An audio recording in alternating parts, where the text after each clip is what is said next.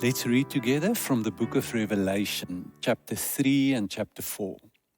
Write this to Philadelphia, to the angel of the church, the holy, the true, David's key in his hand, opening doors no one can lock, locking doors no one can open, speaks. I see what you've done. Now see what I've done.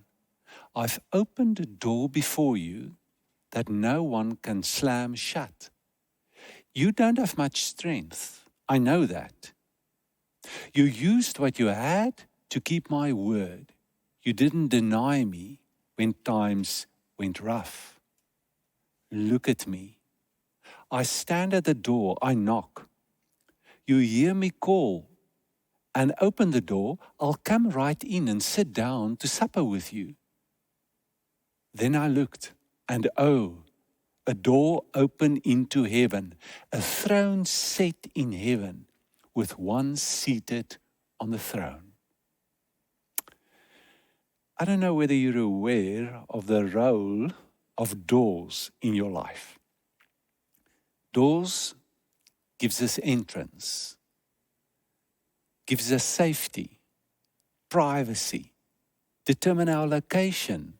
We're either indoors or outdoors. But doors play a different role in our lives as well, a symbolic role. Just look at the way that we speak. She's got one foot in the door. I don't know where he came from, must have been through the back door. I wonder what happens behind those closed doors. A door has opened up for me. A door has closed. We're living in a time, perhaps, where none of us have ever experienced so many doors closing for so many people at the same time. I want to invite you to look back at your year, at all the doors that closed for you. No, literally, places, stadiums, churches, closed. Work doors that have closed, relationships that has come to an end, the activities that we couldn't participate in. I personally planned a pilgrimage for a few years, and suddenly that door closed, and I'm not sure whether it's going to open up again for me. It was my mum's 80th birthday. We planned big festivities for her, but we had to cancel it. And I said, don't worry, Mum, we'll do it later. And she said, yes, we can. I'm not sure whether I want to, because you can't really have Christmas in June. Don't know what's going to happen. Now, John writes a letter to us. Doors closed for him. He was the bishop of Asia Minor, a lot of congregations there. And the government turned against Christians. They started going after them. And they took John to prison, to the island of Patmos. And there he had to spend his time working on stones, fabricating bricks in order that they can build palaces and places of worship, the Romans. And for the people that he's writing this letter to, doors are closing. They're losing their jobs. A lot of discrimination against the churches. They blame for a lot of things that are happening, the Christians, like the big fire that burned in Rome. It wasn't true. But doors are closing. And what do you do in your life when you're part of this? This is happening to you. John writes, and he says, I've got a message for you. I want you to look, and the old English word, behold. I want you to behold. I want you to get a different perspective on what's happening now. I've seen a lot of stuff, and I want to share what I've seen with you so that you can see it, so that you can live with those images. Because you are living with images. The language of your soul is pictures, not words. Words are secondary. If you think about somebody, suddenly you'll see it in a split second, the face of that person. And then you'll start with your rational thinking about that person. A lot of us are not aware of what we think and how we think, but a lot more of us are not aware of the images that we are living with the pictures of a wonderful life, of what's happening to us now. And that's what John wants to do. He wants to teach them how to look at what's happening to them. That's not something new. He's just following Jesus. Jesus asked people to evaluate their way of seeing. He asked them to look at what they are looking, to who they are looking at. Because it will determine your life. It will determine who you become. It will determine what you do. It will determine your posture. It will determine whether you have hope, what the dominant emotions in your life is. All based on the way that you look. So I invited them to have a look at 3 doors. 3 doors. Now the first door is, I looked and behold, a door was opened. A throne was set in heaven and one sat on that throne. The first door is the open door of heaven. Now first of all, he says there is a heaven. This life is not everything. This life is only part of our life and a small part of our life. We are eternal beings. And that's the first thing that he placed in the consciousness of these people. There are more to life than this life. There is a heaven. And the door to heaven is wide open. Jesus opened that door. Actually, he said, I am the door. God invites everybody into heaven. C.S. Lewis said, the door to heaven is locked from the outside, not from the inside. It's only because we don't want to enter into that room and close that door that it's not open for us. It's open. And then he said, I saw a throne when I looked through that open door of heaven. And there's somebody sitting on that throne. So he's saying is, things are not the way that it seems. There's something else going on. Something that you can't see with your physical eye. There's a big story, God's story of what He's doing. He's doing and working through all the stuff that is happening. There's your story. Look at yourself and look at what He's doing. Find yourself and your story in this big story that's happening.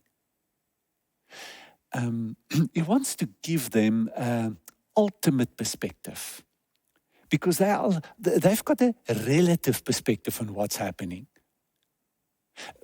If you say, I saw the sun come up this morning and I saw the sun set this evening, it's a relative truth. If you can get in a spacecraft and just get some distance from the earth, you will see the sun doesn't set and the sun never comes up. That's an ultimate perspective. That's the ultimate truth about the sun. And that's what John is trying to tell us. There is a throne. A throne means there is governance. It's chaotic. It looks as if the devil is let loose. It looks as if the devil is ruling. He says, no, there is a throne. And Jesus is on the throne. And then he gives him a lot of names to tell us about something about who he is, but also something about the way that he functions, the way that he does things. He is the Holy One. He's the truthful one. He's the Alpha, the Omega, the beginning, the end. He's the one who is, who was, who forever shall be. He's the firstborn. He's the witness of God. He's also 𝗲𝗲𝗏, the one who opens doors and the one who shuts doors. So things aren't what they look like. And it's a big invitation for us to have this view of heaven and of a throne. It perhaps helps us to deal, first of all, with doors that are closing in our lives. It can be very painful if a door closes on your life. The life that you had, everything that you dreamt about, wanted to have in life, all gone. And you can wonder, why does this happen to me? We don't always know. But we know one thing, and that's the message of John. If you can grow through this, if you can persevere, you will change. You will experience endurance and you will receive a crown if you can do it. You can learn through this. So this is one of the sayings in the times of the Greeks. 𝗬𝗲𝗰𝗵𝗲𝗁, 𝗦𝗰𝗵𝗲𝗊. Learn through suffering. If you can't see and believe that there's a throne, you might think, I'm on the throne. I'm in charge and I can change this. You might find yourself caught up in bitterness, in the blaming game, feeling entitled that I want something else. I'm entitled to something else. Accept doors close. It's part of life. But you always open other doors. So the second door is the door of our hearts. It's a closed door. He says, behold, I stand at the door and I knock. It's the door of our life, the door of our inner world, the door of our heart. We are in control of this door. We are not in control of the door of heaven and of the throne. And that's a big challenge in life.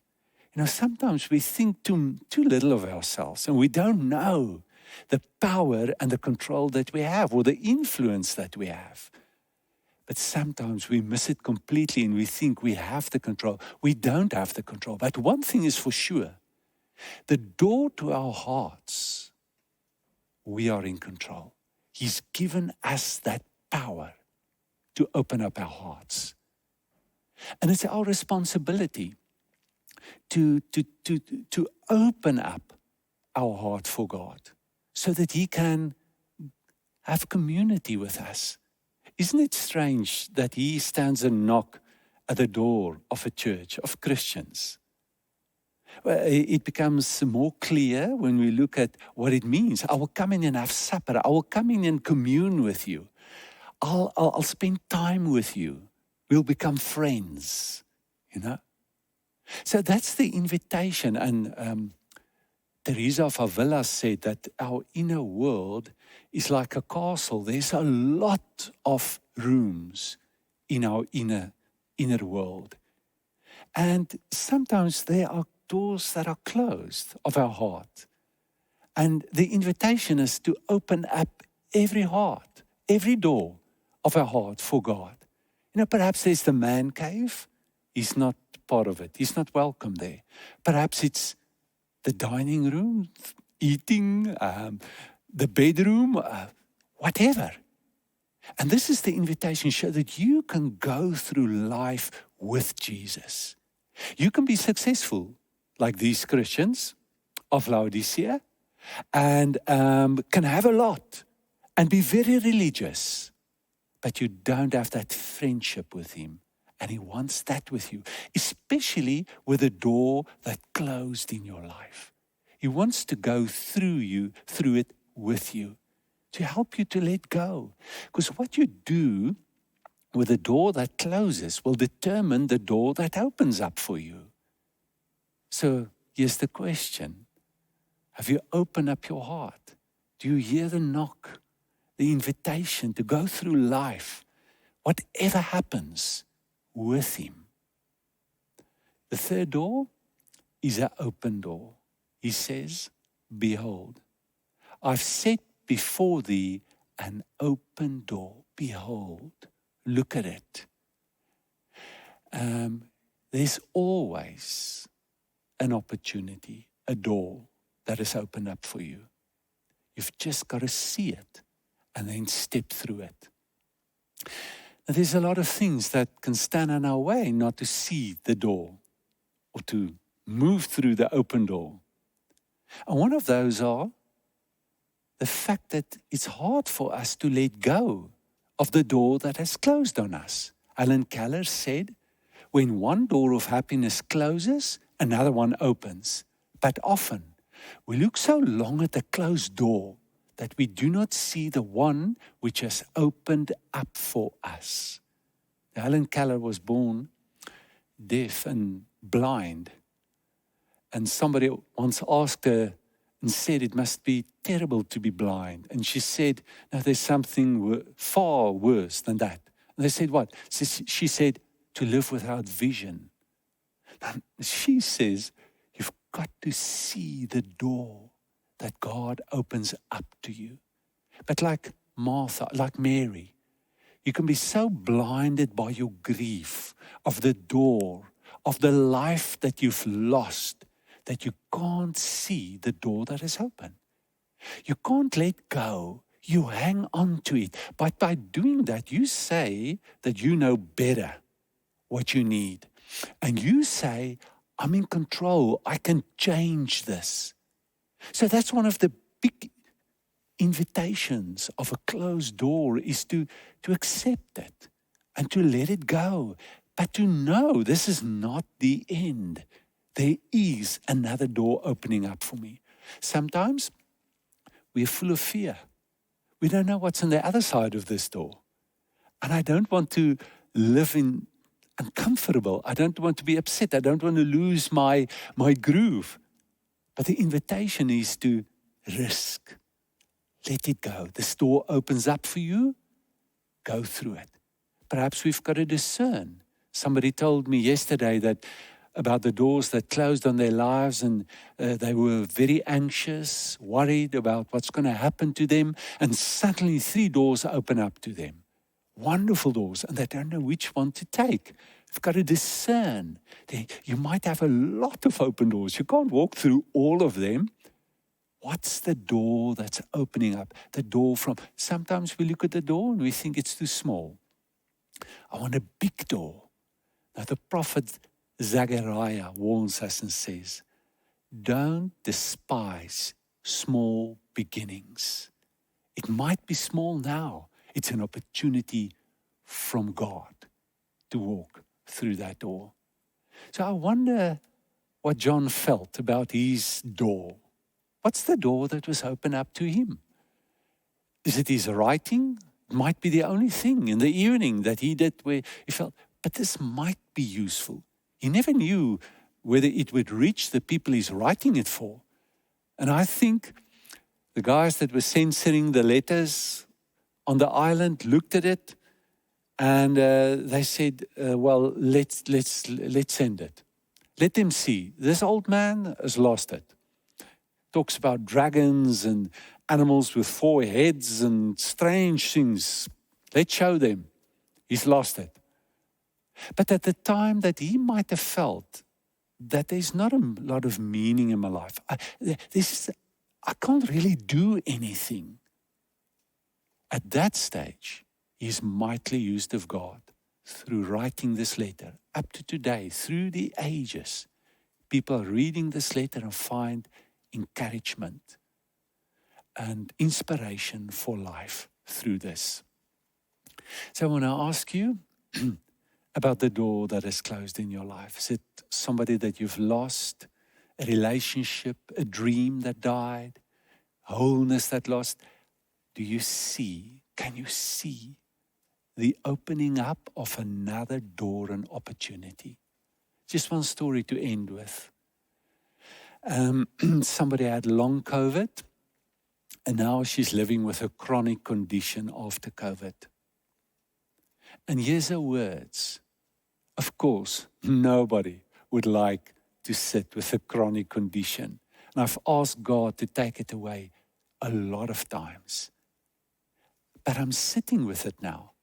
But to be quite honest, if I had to make the decision of the life I had without this condition or the life that I have with this condition, I choose the life that I have now with a condition. Because there is depth. There is clarity that I haven't lived with. I know what is important now. And strangely enough, I experience so much gratitude in my life. Suddenly, little things have become so pleasurable to me. And the relationships that I live in gratitude and experience and appreciate every moment of my life now. And especially those moments that I'm without pain. A new life is busy taking shape. And I love this life. It's a new door that has opened up for me. So friends, I invite you for this next week or time that lies ahead, that you would walk with a prayer, that you would pray every time that you walk through a door. And the prayer must be the desire of your heart. Is it perhaps to see the open door of heaven and the throne and Jesus on the throne? Perhaps you're battling with it. You're battling with meaning and why all these things are happening to me and in the world. The invitation is to pray that prayer then. Lord, open my eyes so that I can see the throne. Perhaps you want to open up a door for him in your heart and you find it hard. Ask him, help me to open this room, this door in my heart for you. Perhaps it is to see the open door. That's one of the big prayers that Paul prays. He says, he prays that we might see the open door, the possibilities of our lives. Clearly see it. Lord, open up my eyes so that I can see the door that is open up for me. I want to invite you to perhaps close your eyes if you feel comfortable and just listen to the words that comes to you. And imagine that he's with you and he's saying these words to you. I give you your life. I formed you in your mother's womb. And it's through my will that you've entered this world. Look at everything you have in your life and what makes up your life. The place where you are. The people in your life. The things that you have. The opportunities. All the activities that you're participating in. Everything that comes your way. I've given it to you. All these things come from me. Everything in your life is a gift from me. Look at your body. Look at your organs, your senses, the ability to see, the ability to hear, the ability to smell, the ability to touch, the ability to feel. It's a gift.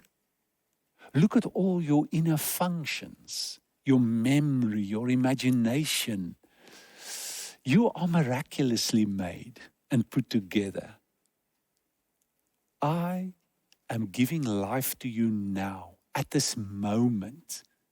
Your breath, everything in your life is given to you every second. Look at it so that you can become aware of it.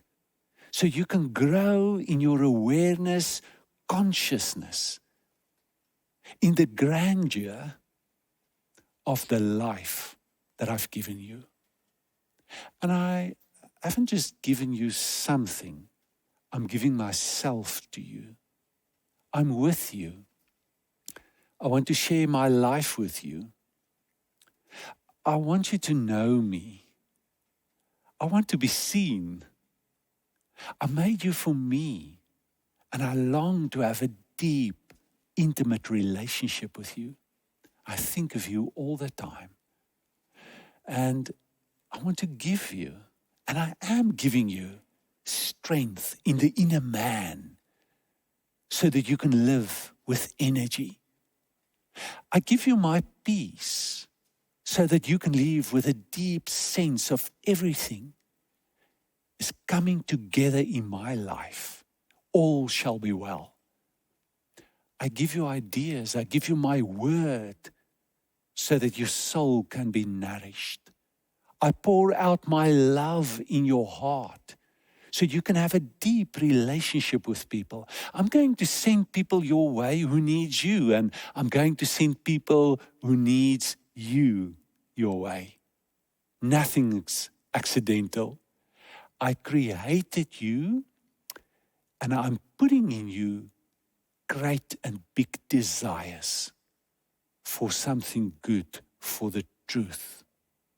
And I'm inviting you, come with me. I want to take you to places that you've never been, to places that you've never heard about. Why don't you take my hand, live with me? And this life, this friendship is the life. It's eternal. It will last forever. And I want you now to join me in what I'm doing. I have a great desire to heal and to make your life whole and everything in this world right again. Come work with me and see, I've opened a door for you. I'm doing a new thing in your life. Amen.